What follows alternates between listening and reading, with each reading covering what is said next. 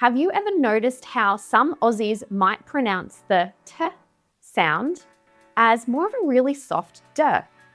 Think of water. This concept where the t changes to a light duh is known as a T-flap or flapped T. Today I'm going to break it down for you so simply. We'll look at when it happens, why it happens, and most importantly, how you can start to use it yourself.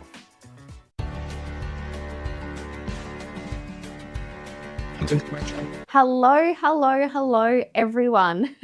A big welcome back to Aussie English with Amanda. It's probably been over a year since I brought out a video that wasn't my podcast. And I've been meaning to do this for so long, but my business is a one-man band. It's just me doing everything. And I have been so busy the last year. So my podcast has been my priority. So a new episode comes out every single week. If you don't know what it's called, it's Chinwag Tuesdays.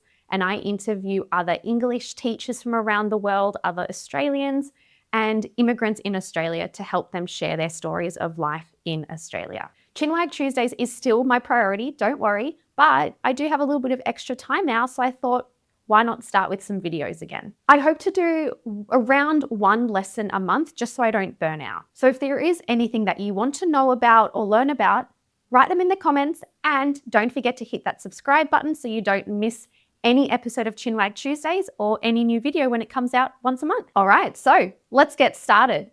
Have you ever noticed how some Aussies might pronounce the t sound as more of a really soft duh? Think of water. Probably the most common one, bottle of water. You might hear bottle of water, but more commonly is bottle of water. This concept where the t changes to a light duh is known as a T-flap or flapped T. And it's a concept that Australian English has in common with American English, but not British English. And it's this little R-looking symbol that's in the phonetic alphabet. Today, I'm going to break it down for you so simply. We'll look at when it happens, why it happens, and most importantly, how you can start to use it yourself. Don't forget to stay until the end because there will be some pronunciation practice exercises for you to practice with, as well as a PDF cheat sheet in the description. These exercises will help you master the sound and get you sounding more natural in Australian English. So as I just mentioned, the T-flap or the flapped T is a really common sound of Australian English and some American accent. Instead of pronouncing a true T sound, your tongue actually taps the roof of the mouth really quickly, like a light duh. With the true T, your tongue taps where your teeth connect to the gums on the inside. So if you think of your teeth, the gums above, on the inside, the tip of the tongue is tapping really quickly in that spot where those two parts of the mouth connect. T. Think of the number 2, 2, 2, T. That is your true T sound. With the T-flap, your tongue actually moves up and back like a millimeter. It is not much at all. If you go too far back, it's going to sound like duh.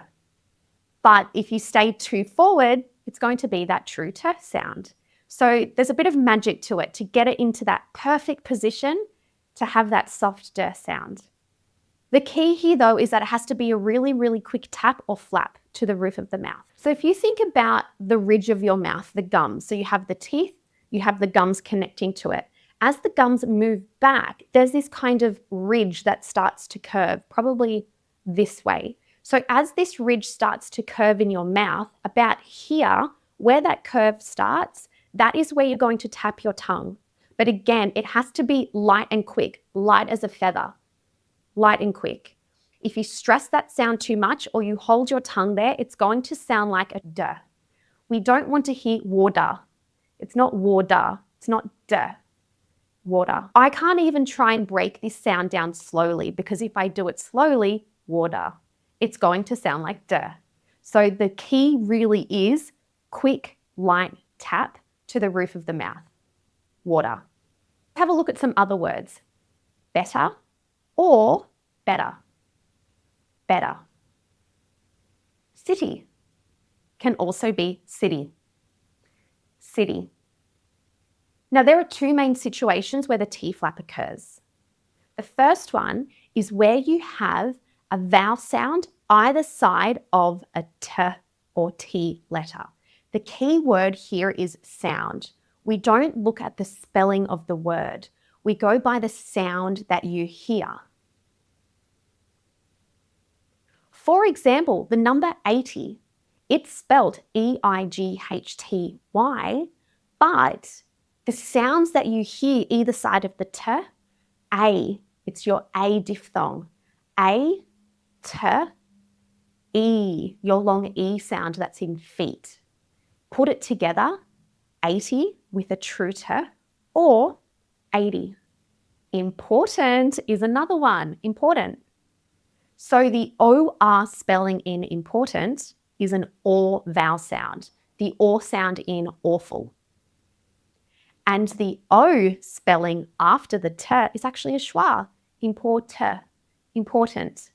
The schwa is still a vowel sound, so we have vowel sound, T, vowel sound.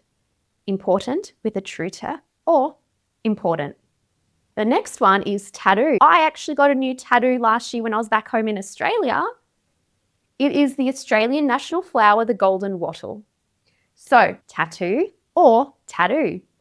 Even though this word is spelt with two T's, we only pronounce one. Again, we have the A sound that's in hat, the short A, T, and the long U sound that's in true.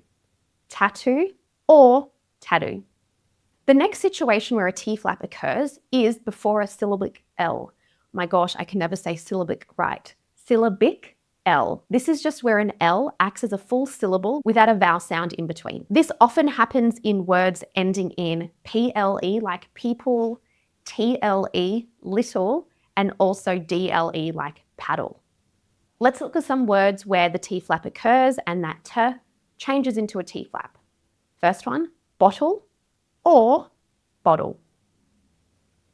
Little, little. Settle, settle. Probably my most favorite thing to teach in my one-on-one classes is linking, because I think it's really cool to see how you can transform your pronunciation in a sentence and your sentence flow and structure just from linking words together. And a really cool thing is the T flap rule applies in linking as well.